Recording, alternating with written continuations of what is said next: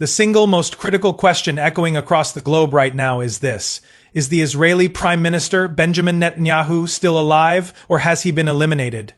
This uncertainty is spreading like wildfire. Intelligence agencies and global media outlets are frantically trying to determine his status. For the last 3 to 4 days, there has been absolute radio silence. No statements, no public appearances, nothing.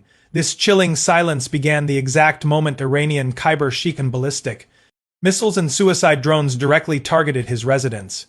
The situation has reached a boiling point. High-level envoys, including Jared Kushner and Steve Witkoff, were scheduled to arrive for emergency face-to-face meetings with Netanyahu.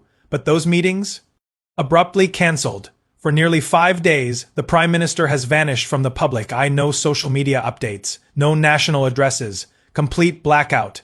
This unprecedented disappearance follows the direct, precision strikes on his home. Former intelligence officers like Scott Ritter have already stated that Netanyahu's brother was killed in recent missile strikes.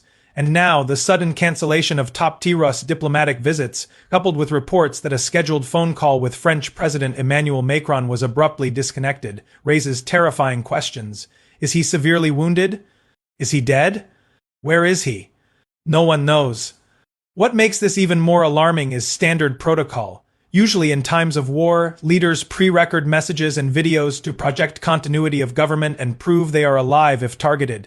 We have seen none of that. The conflict has escalated to such a dangerous threshold that U.S. envoy Steve Witkoff reportedly sent a desperate message to Iran, pleading for an immediate ceasefire. Iran's response? A flat, uncompromising no. In fact, Iranian military commanders have issued a terrifying counter-declaration. From this moment forward, every single missile launched will carry a warhead of no less than 1 ton. Let that sink in. They have decided to unleash unparalleled catastrophic destruction. We are witnessing a profound strategic shift. Remember when Vladimir Putin reportedly offered the Iranian supreme leader multiple chances to relocate to Moscow for his own safety, warning of deep state traitors and assassination plots?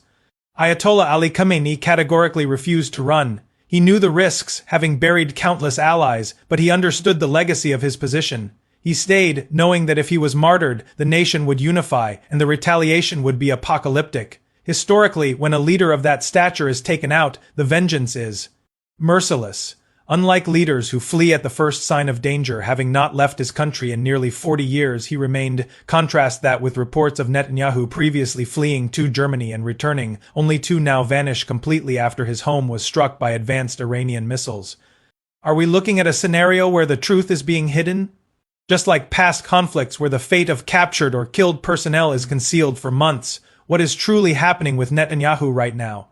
In an age of AI and deepfakes, producing a proof-of-life video shouldn't be difficult, yet we have nothing. The media blackout is absolute. International journalists are not allowed near the impact zones. We see the massive missiles raining down. We know they are not all being intercepted, but where they hit is heavily censored. Meanwhile, Iran is issuing licenses to international media, allowing them to report directly from the ground. In Israel, the silence is deafening, especially regarding strikes on civilian masked areas where Mossad operatives are allegedly stationed. If Iran launched Khyber Sheikhan missiles at the Prime Minister's residence, you can be certain they acted on high-level, precise intelligence. They don't waste strategic assets on empty buildings. Whatever Iran can do in this war, they are executing with terrifying precision, and this reality has sent Washington into a state of sheer panic. Putin has directly told Trump to end this war, warning it is a catastrophic loss for American interests. When the Russian foreign minister met with Gulf country ambassadors who pleaded for Russia to pressure Iran into a ceasefire, his response was scathing. He asked them, "Did you condemn the US and Israel when their missiles struck a girls' school, killing nearly 185 innocent children between the ages of 7 and 12? Did you condemn that terrorism?" Pin drop silence. That was a clear message from Moscow. The double standards will no longer be tolerated.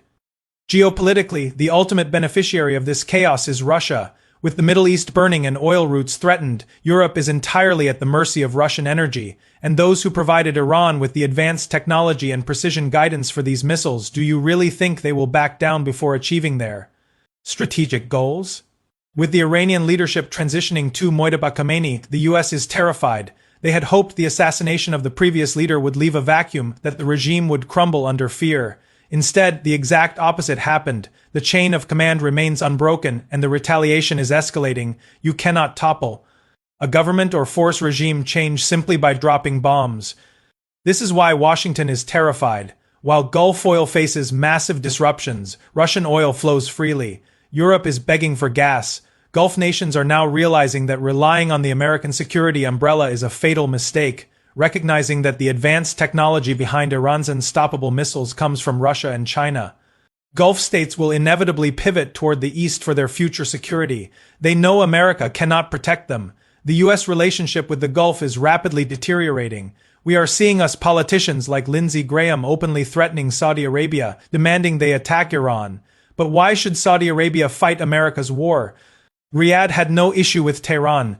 If the U.S. bases were removed, the conflict would remain strictly between Israel and Iran. This presents an apocalyptic scenario for Israel. Put the mystery of Netanyahu's fate aside for a moment.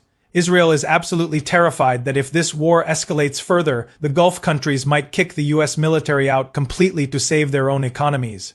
If the U.S. is forced to withdraw, the entire undivided focus of Iran's terrifying military machine will lock solely onto Israel, and Israel is already crumbling. They don't even know if their prime minister survived the Khyber Shikan and drone strikes. Whether Netanyahu emerges or not, one absolute truth has been cemented.